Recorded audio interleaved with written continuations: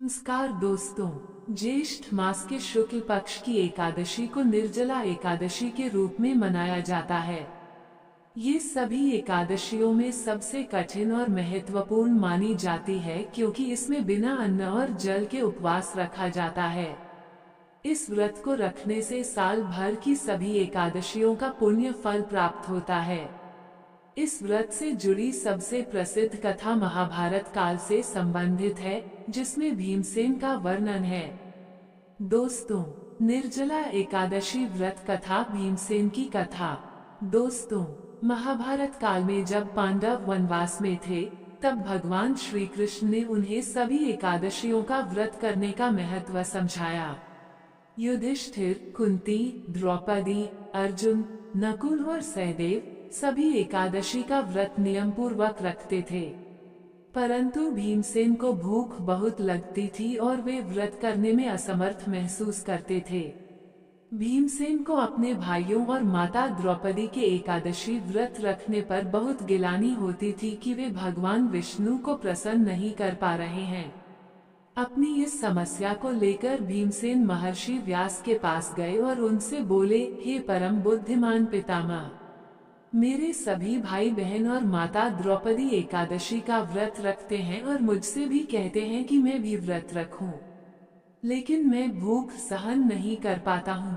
मेरे पेट में वृक नामक अग्नि रहती है, जो भोजन के बिना शांत नहीं होती, अतः मैं उपवास नहीं कर सकता।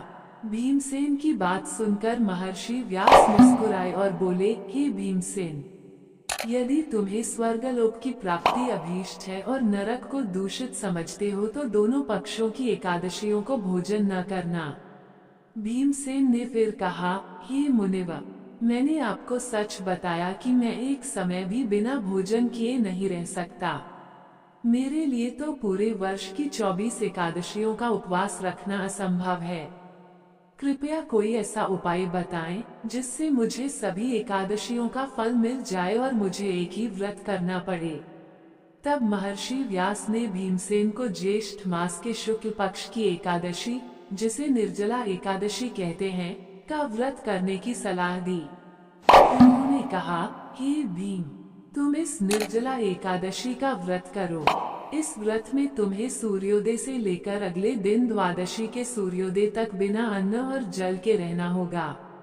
जो मनुष्य इस एक निर्जला एकादशी का व्रत विधि विधान से करता है, उसे वर्ष भर की सभी 24 एकादशियों का फल प्राप्त हो जाता है। इस व्रत के प्रभाव से तुम्हारे समस्त पाप नष्ट हो जाएंगे और तुम्हें भगवान विष्णु के परमधाम की प्राप्ति होगी। महर्षि व्यास की बात सुनकर भीमसेन को बहुत प्रसन्नता हुई।